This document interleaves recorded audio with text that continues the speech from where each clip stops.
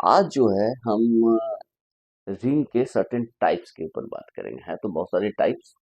आज जो है हम जो बेसिक टाइप्स हैं उसके ऊपर हम बात करते हैं। तो सबसे पहले जो आता है रिंग ऑफ रिंग की बात जब करते हैं कि आर एक रिंग है। आर एडिशन मल्टीप्लिकेशन के रिस्पेक्ट में यदि रिंग है तो क्या क्या कंडीशन सेटिस्फाई करेगा। पहला कि क्या क्या कंडीशन सेटिस्फाई करेगा। आर प्लस जो है ये अबेलियन ग्रुप होगा। ये क्या होगा? अबेलियन ग्रुप होगा। और दूसरा कंडीशन सेटिस्फाई होगा आर मल्टीप्लिकेशन रिस्पेक्ट में सेमी ग्रुप होगा। और तीसरा कंडीशन है multiplication is distributive over addition. Multiplication is distributive over addition. ठीक है, ये सारी चीजें होल्ड करेंगे। ठीक है, multiplication distributive over addition left as well as right. Left as well as right. Right और लेफ्ट दोनों डिस्ट्रीब्यूटिव होना चाहिए। ये सारी चीजें हमने प्रीवियस क्लास में देखी। तो ग्रुप होने के लिए टोटल 4 कंडीशंस है। ग्रुप होने के लिए कितने कंडीशंस है? 4 कंडीशंस है। तो अबेलियन ग्रुप होने का मतलब अबेलियन ग्रुप को यदि हम इंक्लूड करते हैं तो कौन कौन सा पहला आता है? क्योंकि ये प्लस और डॉट जो है मल्टीप्लिकेशन, जिसे हम प्लस बोल रहे हैं, एडिशन बोल रहे हैं, और इसे हम मल्टीप्लिकेशन बोल रहे हैं, बाइनरी ऑपरेशन है आर के ऊपर, तो क्लोजर तो सेटिस्फाई होगा ही होगा। तो हम क्लोजर को ओमिट कर देते हैं, हम नहीं भी कहेंगे तो चलेगा। और उस केस में हमें ये शो करना पड़ेगा कि addition is binary operation on R and the multiplication is also binary operation on R। जो दो ऑपरेशन को हमने ट्रीट किया है, बाइनरी ऑपरेशन जो है जिसे हमने डिफाइन किया है R के ऊपर। अब ये जो एडिशन है, ये बाइनरी ऑपरेशन कुछ भी हो सकता है, उसको हमने रिप्रेजेंट किया एडिशन से। उसके रिस्पेक्ट में R प्लस क्या है? अबेलियन ग्रुप है। तो क्लोजर तो ऑलरेडी है, तो क्लोजर को हम लिख नहीं रहे हैं, हम आते हैं एसोसिएटिविटी के ऊपर। किसके ऊपर आते हैं? एसोसिएटिविटी। फिर दूसरा है existence of identity. Existence of identity. तीसरा है existence of inverse. Existence of inverse. और चौथा है कॉम्यूटेटिविटी। ये 4 बेसिक प्रॉपर्टीज है। तो ये जो आइडेंटिटी एग्जिस्ट कर रहा है किसके रिस्पेक्ट में हो रहा है? एडिशन के रिस्पेक्ट में। इसी का हम दूसरा नाम दे देते हैं एडिटिव आइडेंटिटी। Additive identity. और बेटर टू से इसको रिप्रेजेंट करते हैं, इसको किसे बोलते हैं? Zero element. Zero element. क्योंकि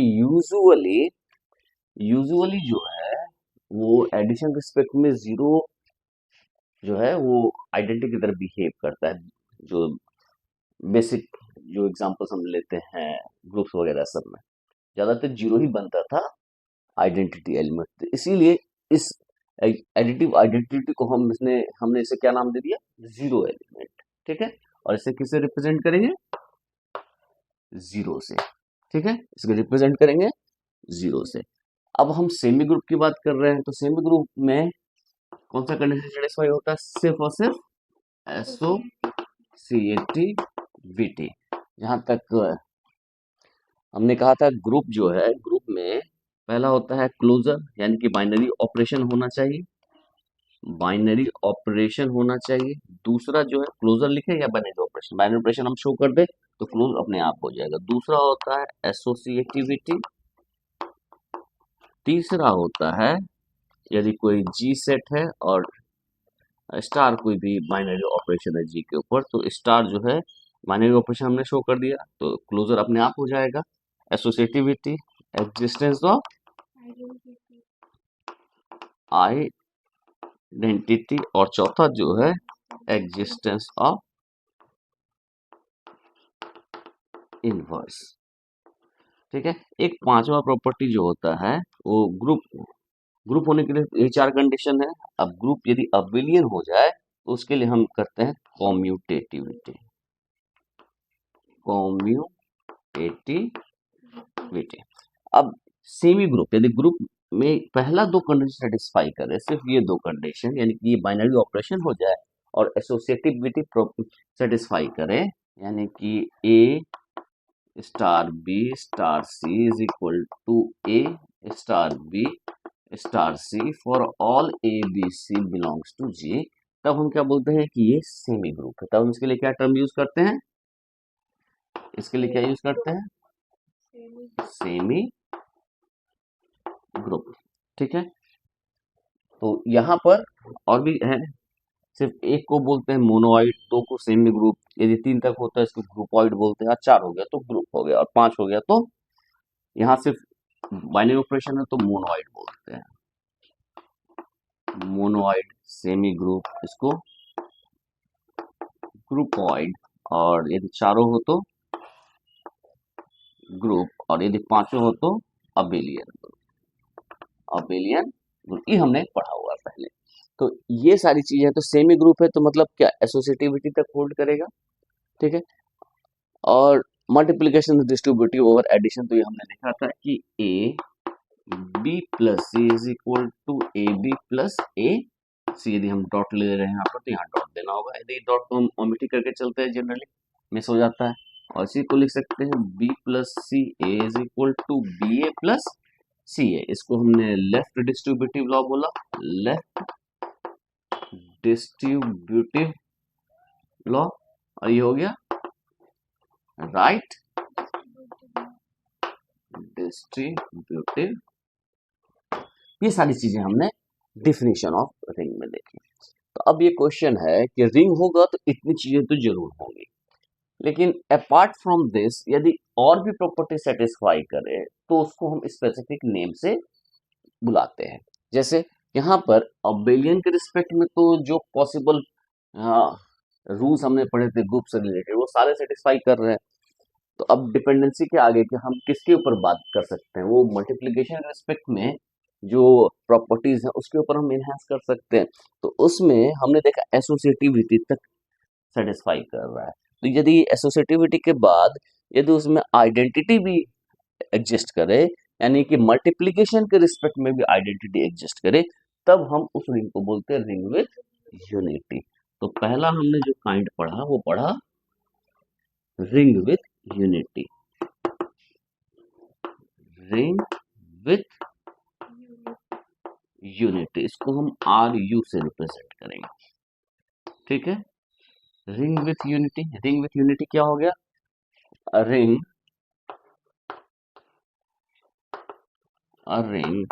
आर। ठीक है। अब ये रिंग आर जो है इसमें एडिशन मल्टीप्लिकेशन नहीं लिखेंगे, क्योंकि हमें पता है कि एडिशन जो है और मल्टीप्लिकेशन ये दो बाइनरी ऑपरेशन, हम सिंपली रिंग आर लिख रहे हैं, वो अंडरस्टूड हो जाए। जैसे ग्रुप में हम ऑपरेशन को बाद में लिखना बंद कर दिए थे, यहाँ भी हम लिखना बंद कर देते हैं। Ring R is said to be a ring with unity if there exists one belongs to R such that 1A is equal to A1 is equal to A for all A belongs to R, यानी कि multiplication के respect में identity exist करे।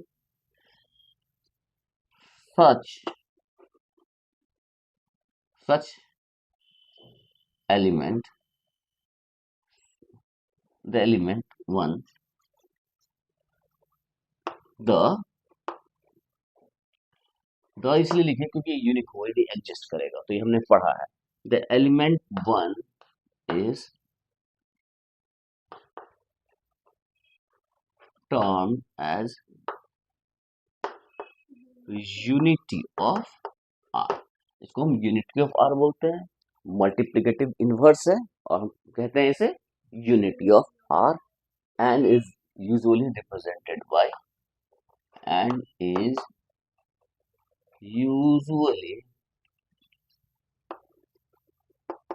represented by one. ठीक है, one हम इसको usually represent करते हैं।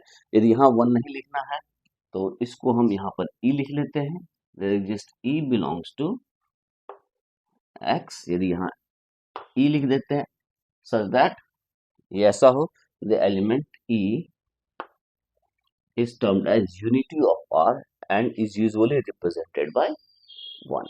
तो ये हो गया रिंग विथ यूनिटी।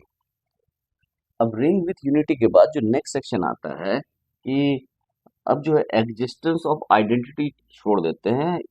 क्या कम्यूटेटिविटी होल्ड कर रहा है, इन दोनों के बारे में बात ही नहीं कर रहे, ये होल्ड कर रहा है कि नहीं कर रहा है इससे हमें कोई फर्क नहीं पड़ता। क्या कम्यूटेटिविटी होल्ड कर रहा है कि नहीं, रिंग है तो रिंग है तो यहाँ तक होल्ड कर रहा है एसोसिएटिविटी तक। यदि अपार्ट फ्रॉम दीज टू यदि कम्यूटेटिविटी को होल्ड करे तो हम बोलते हैं उसे रिंग, कम्यूटेटिव रिंग। तब क्या बोलते हैं हम, कम्यूटेटिव रिंग। तो कम्यूटेटिव रिंग क्या होता है वो लिखते हैं।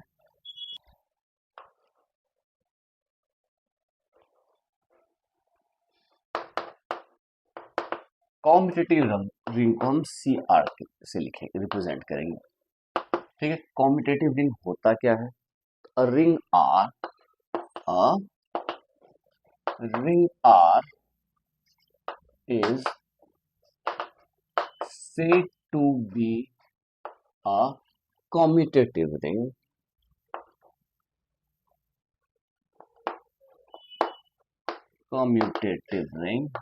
if AB is equal to BA for all AB belongs to R। यानी कम्यूटेटिविटी होल्ड करे तो इसको बोले कम्यूटेटिव रिंग। ठीक है, अब यदि ऐसा रिंग है जो कम्यूटेटिव भी हो और आइडेंटिटी भी, कम्यूटेटिव भी और आइडेंटिटी भी एग्जिस्ट करे, उसको बोलते हैं कम्यूटेटिव रिंग विथ यूनिटी। मतलब इसको हम सी आर यू से रिप्रेजेंट करेंगे। तो इसकी डेफिनेशन भी हम बहुत आसानी से रिप्रेजेंट कर लिख सकते हैं, मतलब कि ये भी हो और ये भी हो, दो कंडीशन सेटिस्फाई करें। ठीक है, इसके बाद जो है एक और सेक्शन आता है जिसे हम बोलते हैं एग्जिस्टेंस ऑफ इनवर्स। नेक्स्ट आते हैं डिवीजन रिंग के ऊपर।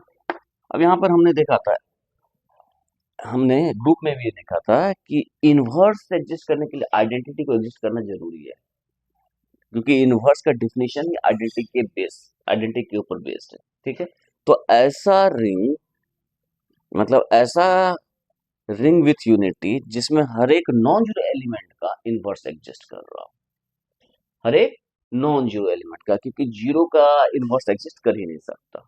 ठीक है, इसलिए जीरो को हम ओमिट करना ही पड़ेगा, उसका कोई दूसरा उपाय नहीं है। तो हम ऐसे बात कर रहे हैं कि ring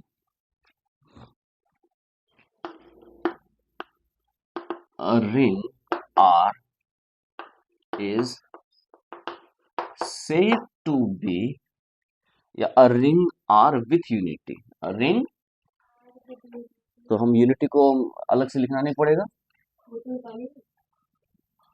a ring R with unity is said to be a division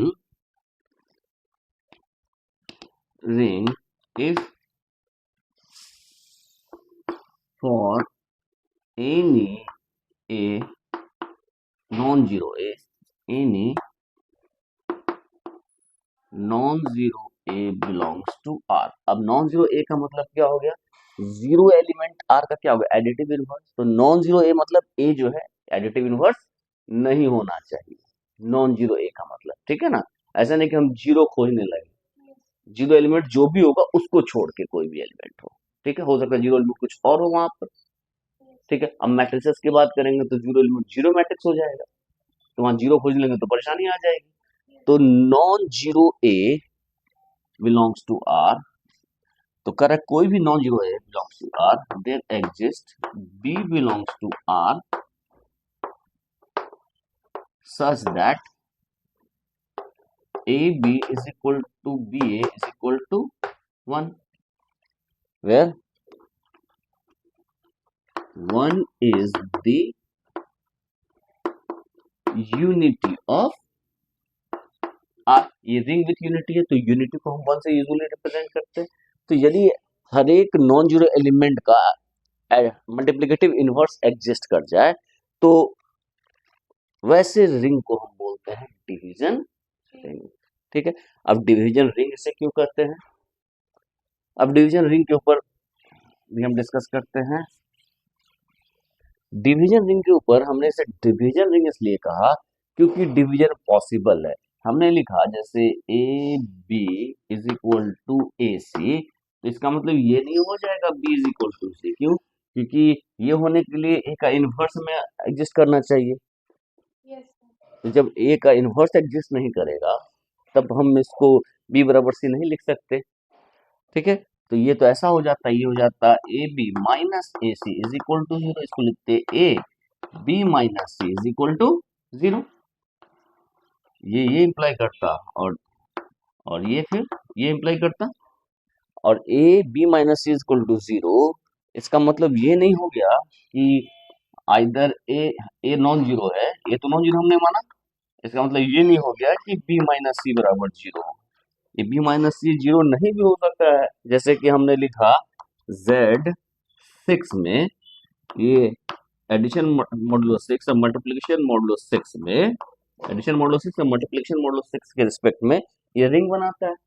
और इसमें एलिमेंट 2 भी है और 3 भी, ये भी Z6 में बिलोंग करता है। Z6 के एलिमेंट्स क्या हैं?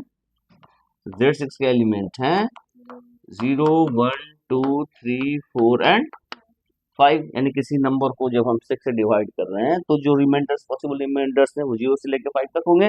तो 2 3 इसके अंदर बिलोंग कर रहा है। और यदि हम 2 इंटू 3 करें, 2 इंटू 3 करें तो ये क्या हो जाएगा? 2 इंटू 3 करें तो क्या हो जाएगा जी?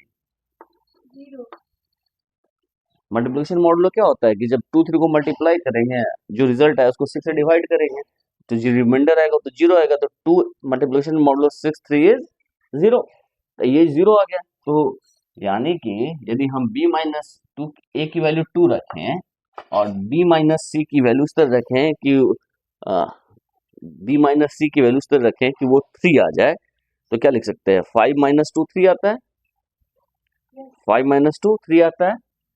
तो 5 माइनस 2 तो ये क्या आ गया? 0 आ गया। तो ना ही 2 0 है और ना ही b माइनस सी 0 है, ना ही 2 0 है ना ही b माइनस सी 0 है। तो इसका मतलब क्या हो गया कि 5 minus 2 is not equal to 0 और ना ही 2 इज इक्वल टू 0। मतलब ना ही ये सेक्शन 0 है ना ही ये सेक्शन 0 है, दोनों का मल्टीप्लिकेशन लेकिन 0 है। तो इससे क्या निकल गया? यदि b minus C equal to 0 तो आया नहीं, जब b minus C equal to 0 आया नहीं तो b बराबर c तो होगा नहीं। यदि b माइनस सी 0 तभी तो b इक्वल टू c होगा, क्योंकि एडिशन के रिस्पेक्ट में तो ग्रुप है, एडिशन के रिस्पेक्ट में ग्रुप है तो b minus C equal to 0 implies b equal to c।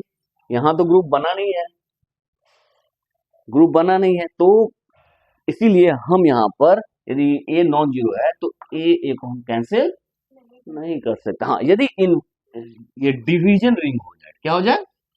Division ring हो जाए तो नॉन जीरो एलिमेंट से हम डिवाइड कर सकते हैं, मतलब इसका इनवर्स एग्जिस्ट कर रहा है। यदि ए नॉन जीरो है तो इसका इनवर्स एग्जिस्ट करेगा, यानी कि ए इनवर्स ए बी बराबर ए इनवर्स ए सी लिख देंगे, और ये ए इनवर्स ए बी बराबर ए इनवर्स ए सी हो जाएगा, यानी 1b is equal to 1c हो जाएगा, यानी b बराबर c हो जाएगा। ए इनवर्स ए क्या होगा? 1 होगा, अभी देखा A B is equal to 1, तो b तो इनवर्स हो गया ए का।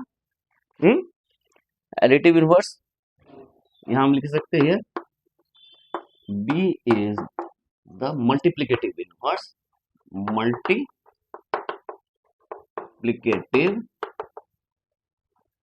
inverse of a and usually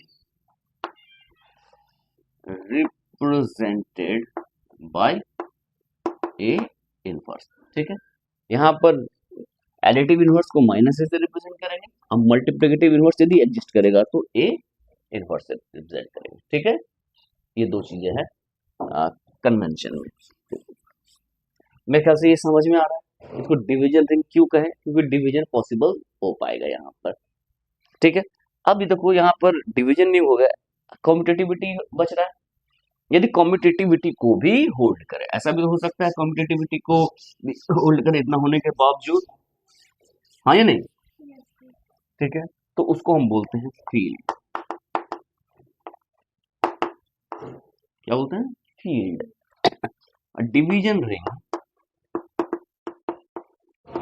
division a commutative division ring, a commutative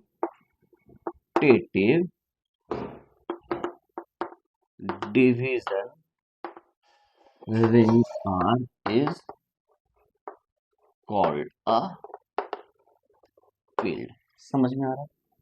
ठीक है, अब एक इंपॉर्टेंट बात, रिंग होने के लिए क्या क्या कंडीशन है?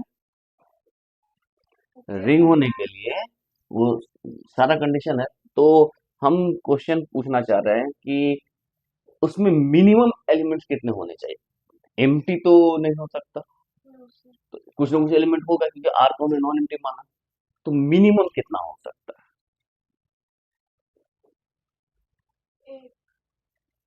तो यदि हम उसमें सिर्फ जीरो रखें और एडिशन और मल्टीप्लिकेशन रखें, यानी कि 0 + 0 भी 0 और 0 × 0 भी 0, तो हम देखेंगे कि ये रिंग बन जा रहा है। ठीक है, रिंग विथ यूनिटी में यूनिटी को क्या होना चलेगा? नॉन जीरो होना पड़ेगा। ये इंपॉर्टेंट है, यूनिटी को क्या होना पड़ेगा? Non zero. तो यहाँ पर इस बात को मेंशन करना बहुत जरूरी है कि यूनिटी में नॉन जीरो होगा। नोट यहाँ लिख लो, यहाँ पर ये मिस कर दिया था हमने, the unity element in a ring if exist then it must be a non-zero element of the ring। ये एक इंपॉर्टेंट चीज है, इसको बहुत जरूरी है। बोलो सर, ये ग्रुप वाले में होना चाहिए कंडीशन, जहाँ पे ग्रुप होना चाहिए, यहाँ पे ये उस वाले के नहीं, ये सबके लिए, रिंग सबके लिए यूनिट यदि एग्जिस्ट करेगा तो क्या होना चाहिए? नॉन जीरो होना चाहिए।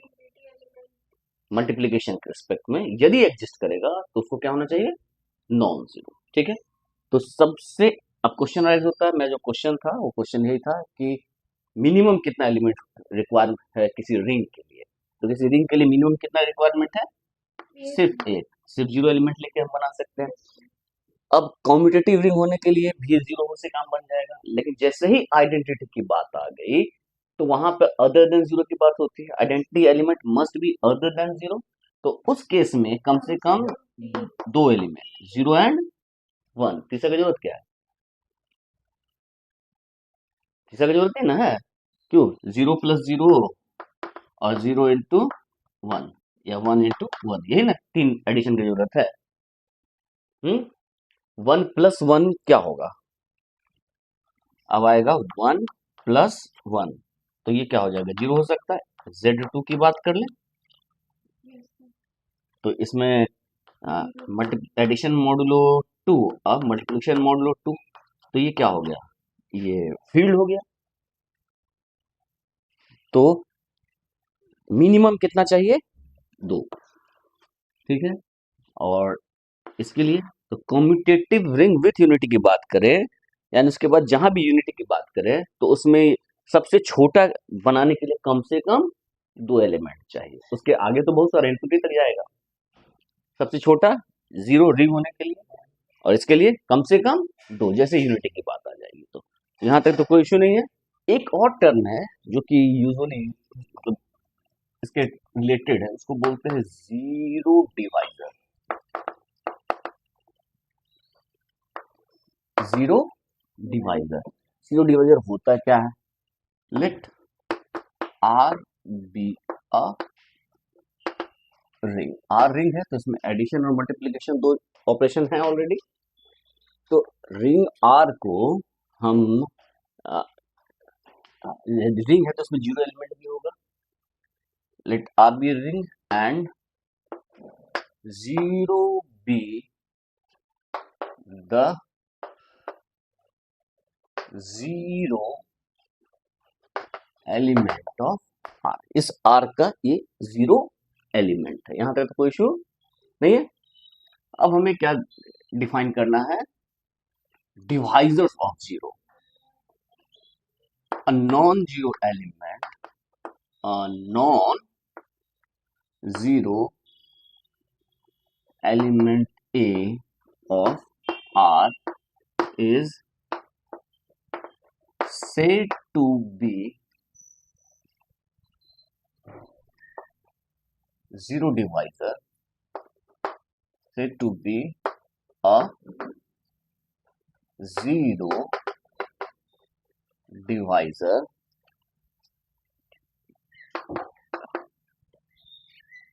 if there exists a non-zero element B of R such that AB is equal to zero। तो हम इसको क्या बोलते हैं? Zero divisor. ठीक है, जैसे एग्जांपल के लिए हमने देखा था Z6 addition modulo 6 multiplication modulo 6 में 2 is not equal to 0, 3 is not equal to 0, but 2 multiplication modulo 6, 3 is equal to 0. So 2 is a divisor of 0. Yes, 2 is a zero divisor. 2 is a zero divisor. अब ये ring कैसा है? Commutative ring है। तो 2 into 3 is equal to 6 and 3 multiplication 6 2 is equal to 0, यानी कि 3 भी क्या है?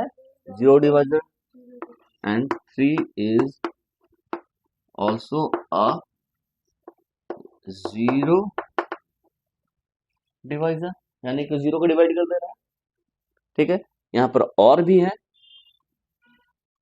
4 multiplication modulo 6 3 is equal to 0, 3 multiplication modulo 6 4 is equal to 0। ठीक है, तो यहाँ तक तो कोई इश्यू नहीं है, यानी कि 4 भी एक जीरो डिवाइजर होगा। ठीक है, 1 जीरो डिवाइजर होने के लिए 1 मल्टीप्लिकेशन मॉडुलो 6 कोई ऐसा एलिमेंट मिले Z6 में कि जीरो है कोई ऐसा एलिमेंट? नॉन जीरो नहीं है, तो 1 नहीं है जीरो डिवाइजर। तो जीरो डिवाइजर खोजना बहुत सिंपल है। यदि जीरो डिवाइजर होगा तो हमारा सेट उसी के में से खोजना है, अलग से नहीं अपने मन से कुछ सोच लेना है। सेट से बाहर जाके नहीं जाना है कि 12 लिख दिए, हाँ तो 6 तो सेट से बाहर चला गया। 1 into 6 तो जीरो होगा, लेकिन 6 तो इस सेट में बिलोंग ही नहीं करेगा। हमें सेट के अंदर ही सोचना है। गेम खेलेंगे हैं, जैसे क्रिकेट खेल रहे हैं या तो गेम जो है क्रिकेट के फील्ड में होना चाहिए, फील्ड से बाहर नहीं जाना चाहिए। यहाँ तक तो कोई इशू नहीं है। चलिए, बहुत ही इंपॉर्टेंट सेक्शन है इससे अटैच्ड, और तुम्हारे एक्सरसाइज में भी एक क्वेश्चन है। ये है ax plus b is equal to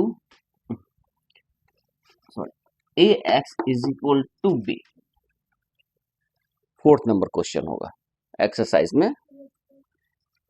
ax is equal to b, बहुत अच्छा क्वेश्चन, हमको अच्छा लगा इसलिए मैं बता रहा हूँ, और इससे अटैच्ड है इसीलिए। ये ax is equal to b, तो कह रहा है कि एक रिंग है जहां पर ax is equal to b जहां A and B are fixed, A and B are fixed. तो कहता है कि यदि हम रिंग की बात, ग्रुप की बात करते थे, ग्रुप में यदि ए एक्स बराबर बी हो तो X is equal to A inverse B आता था, हाँ या नहीं? तो उसमें हम कहते थे कि इसका जो सॉल्यूशन है वो यूनिक होता था। हमने प्रूफ किया था ये सेक्शन को, this equation has unique solution. What about ring? क्या रिंग में यूनिक सॉल्यूशन होगा, यानी कि x का यूनिक वैल्यू होगा ऐसा? ठीक है, तो रिंग है तो ए का इनवर्स एग्जिस्ट कर भी सकता है और नहीं भी कर सकता।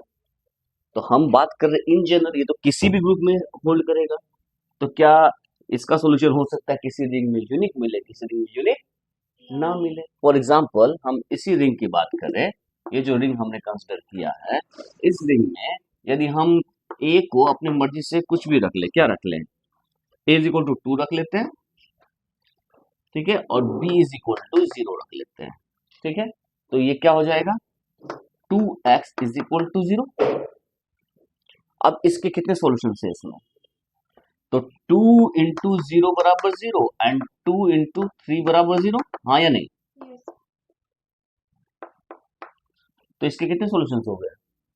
2 सॉल्यूशन। ये क्वेश्चन कैसा था? लीनियर, ठीक है। तो लीनियर इक्वेशन होने के बावजूद इसका सॉल्यूशन कितना हो गया? 2। तो अब वो सारी चीज जो पढ़े थे, तो अब जब पढ़ते हैं तो अब ध्यान में रखो कि कंडीशन इंपॉर्टेंट होता है कि कहाँ बात हो रही है, किस फील्ड में बात हो रही है, किस रिंग में बात हो रही है। तो ऐसा क्यों हुआ? क्योंकि जीरो डिवाइजर्स था, इसलिए एक से ज्यादा सॉल्यूशन हो गया।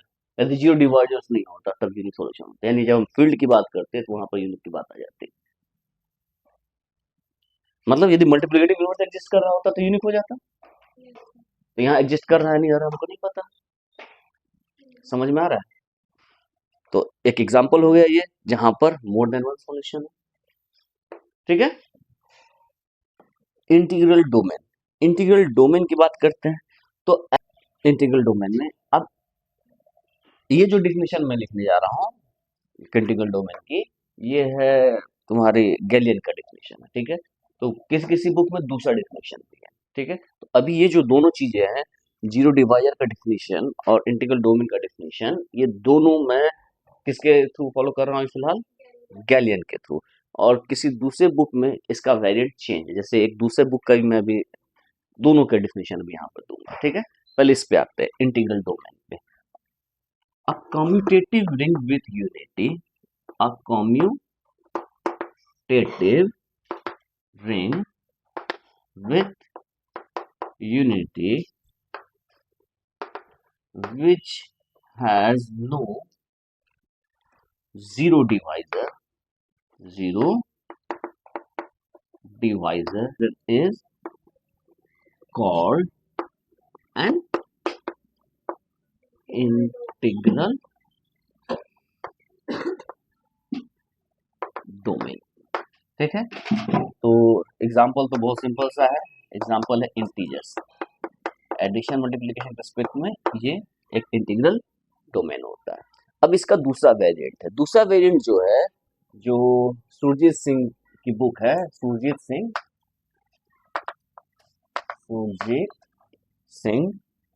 एंड काजी जमीरुद्दीन की जो बुक है, उसके अकॉर्डिंगली मॉडर्न अलजेब्रा है बुक का नाम, मॉडर्न अलजेब्रा। इस बुक के अकॉर्डिंगली जो जीरो डिवाइजर का डेफिनेशन है वो कहता है कि an element A is called a zero left zero divisor if there exist a non zero B such that A B is equal to 0।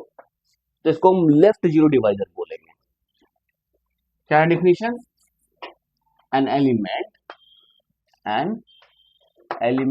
A belongs to R is called a left zero divisor if there exists a non-zero B belongs to R such that AB is equal to 0।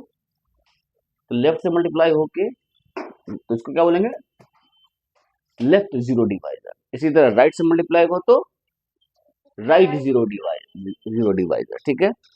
और अब zero divisor को इसने दो तरीके का बता दिया, proper zero divisor और इनप्रॉपर जीरो डिवाइजर, ठीक है। एक होता है ट्रिवियल, एक हो गया ट्रिवियल। ट्रिवियल यानी कि 0 into A is equal to A into zero is equal to 0 for all A belongs to R, हाँ या नहीं। तो जीरो जो है वो जीरो का डिवाइजर है, चाहे ए तो नॉन जीरो मिलेगा ही हर एक के लिए, तो zero is a divisor of zero, इसको बोलते हैं ट्रिवियल। अब ऐसा जो कि A not equal to zero such that AB is equal to 0 where B is not equal to 0, then A is called proper left zero divisor, is called proper left zero divisor, ठीक है, समझ में आ रहा है। तो ये थोड़ा सा जीरो डिवाइजर को थोड़ा सा एक्सटेंड कर देता है, ठीक है। और इसके डिफिनेशन में इंटीग्रल डोमेन का डिफिनेशन होता है a commutative ring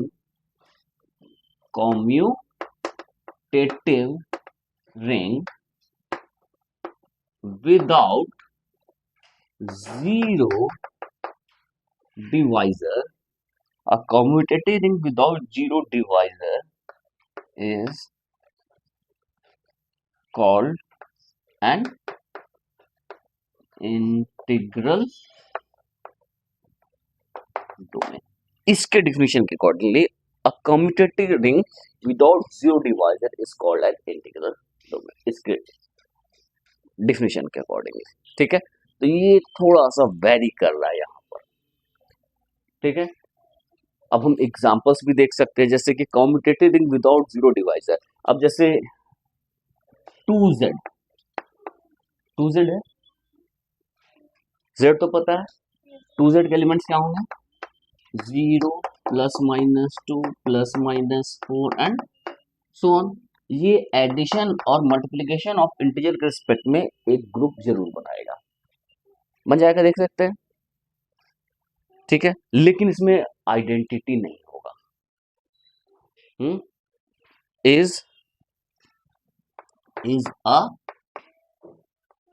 commutative ring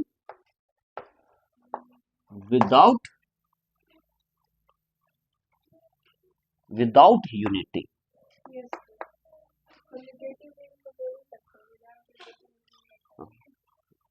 unity नहीं है इसमें,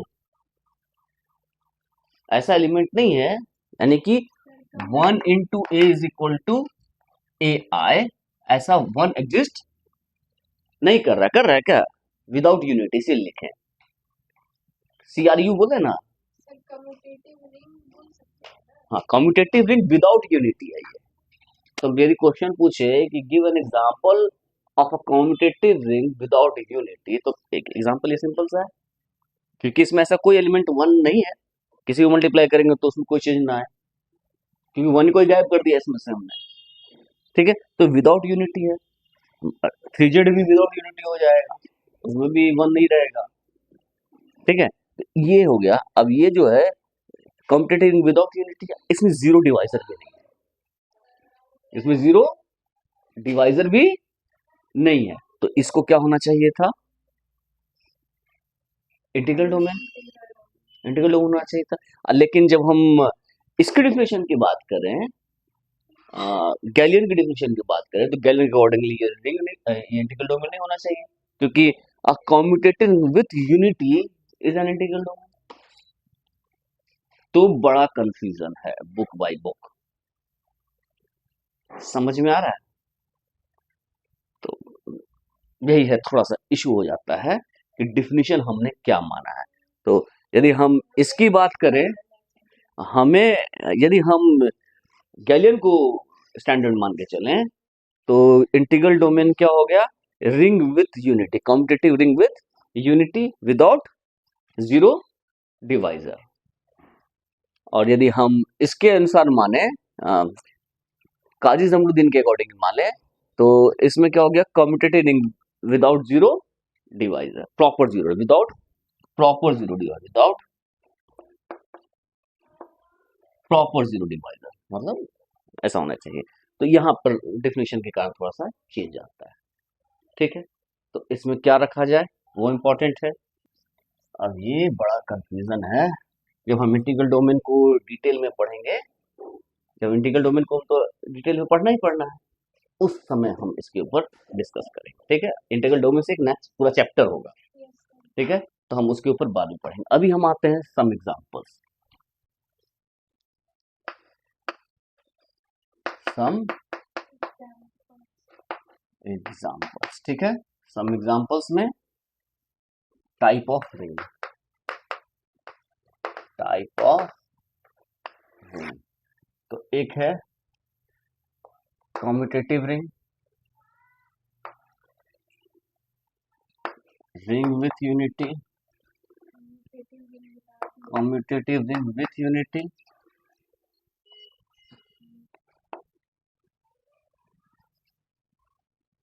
कम्यूटेटिव रिंग विदाउट यूनिटी, ठीक है।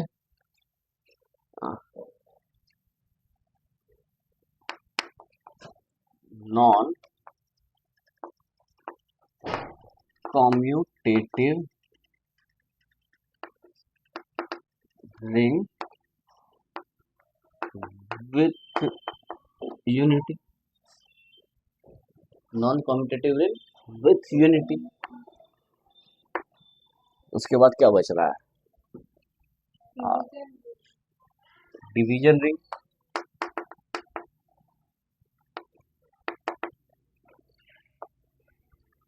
और क्या हो गया, फील्ड। इंटीग्रल डोमेन भी है, एक इंटीग्रल डोमेन भी है, फील्ड भी लिख देते हैं, इंटीग्रल डोमेन।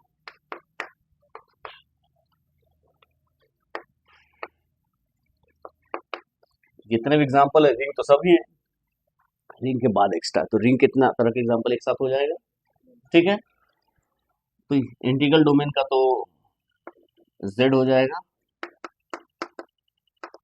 ठीक है। हम देखेंगे कि finite integral domain are field, finite integral domain are field, तो ये थ्योरम प्रूफ करेंगे, एग्जाम में पूछता है, finite integral domain are field, exam में पूछता है थ्योरम। जब इंटीग्रल डोमेन पढ़ेंगे तो वहां पर इस चीजें को पढ़नी है। और फील्ड जो है, फील्ड तो है ही, तो फील्ड के लिए क्या है, आर हो गया, सी हो गया, रैशनल नंबर भी फील्ड बनाता है, फील्ड का बहुत सारे एग्जांपल हो जाएगा। डिवीजन रिंग क्या हो गया, तो अब डिवीजन रिंग ऐसा डिवीजन रिंग जो फील्ड ना हो, ठीक है। एक एग्जांपल देना है, division ring which is not a field, field होने के लिए क्या होना चाहिए, कम्यूटेटिव होना चाहिए, मतलब नॉन कम्यूटेटिव डिवीजन रिंग, इसका मतलब है नॉन कम्यूटेटिव डिवीजन रिंग, ठीक है, क्लियर है। तो अब इसके ऊपर आते हैं, तो one by one commutative ring तो बहुत सारा मिल जाएगा। ये क्या हो गया, ये 2z हो जाएगा, ठीक है। इसके बाद ये क्या हो जाएगा, C R U commutative ring with unity, z तो हो जाएगा, z हो जाएगा ना जी, ये भी z हो जाएगा, कम्यूटेटिव रिंग z होगा, ठीक है। अब non commutative without unity with unity, तो ये मल्टीप्लीकेशन 2x2 मैट्रिक्स ले लेते हैं, ए आई जे 2x2 matrix M such that A I J belongs to Z मान लेते हैं, ठीक है। तो ये non commutative multiplication of matrices है, non commutative multiplication matrices non commutative होता है ना, और आइडेंटिटी एलिमेंट एग्जिस्ट करता है इसमें, यूनिट ये एलिमेंट 1001, इसको किसी से मल्टीप्लाई करेंगे तो कोई चेंज नहीं होगा, तो इसका यूनिटी क्या होगा, आइडेंटिटी मैट्रिक्स। नॉन कॉम्पिटेटिव मतलब क्या हो गया, मल्टीप्लीकेशन के रिस्पेक्ट में नॉन कॉम्पिटेटिव, एडिशन के रिस्पेक्ट में तो होता ही है, और एडिशन के रिस्पेक्ट में तो ये ग्रुप बना ही गया है ना, तो मल्टीप्लीकेशन रिस्पेक्ट में ही देखना था हमें। तो ये हो गया। अब डिवीजन रिंग क्या होगा, डिवीजन रिंग जिसमें नॉन जीरो एलिमेंट का, तो नॉन जीरो तो ये सारा हो जाएगा, हर एक फील्ड एक डिवीजन रिंग होता है, हर एक फील्ड एक डिवीजन रिंग होता है, तो क्यू प्लस डॉट ये भी हो गया, ये सारा हो गया एग्जाम्पल, ठीक है। तो हर एक फील्ड डिवीजन रिंग होता है। अब हमें क्या देखना है कि ऐसा डिवीजन रिंग जो कि फील्ड ना हो, तो उसका एग्जाम्पल बताओ कि मतलब नॉन कॉम्पिटेटिव, यानी कि क्या लिखना है, नॉन कॉम्यूटेटिव डिवीजन रिंग। इसका एग्जाम्पल क्या होगा बताओ। एक एग्जाम्पल ले लेते हैं, मैट्रिसेस के बेस पे ही बना है। हमने क्या ले लिया, एक सेट ले लिया M, ये कैसा सेट है, कॉम्प्लेक्स नंबर का है, A B B conjugate A, यहाँ माइनस लगा रहे हैं, such that A B belongs to C। ये जो सेट है, तो ये मैट्रिसेस जो है, सेट ऑफ मैट्रिसेस, ये B कंजुगेट है, क्या है, B कंजुगेट है, ठीक है ना, A B minus B conjugate A, हाँ complex, A B belongs to C। तो ये जो है, ये इसके हर एक एलिमेंट, हमको एक्चुअली ऐसा मैट्रिक्स बनाना था जिसका हर एक नॉन जीरो एलिमेंट का इन्वर्स एग्जिस्ट करे, तो हमने ऐसा सेट बनाया जिसमें हर एक नॉन जीरो एलिमेंट का इन्वर्स एग्जिस्ट कर जाए, हाँ, और किसी में नहीं है, इसको हम ऐसे हटा ही देते हैं,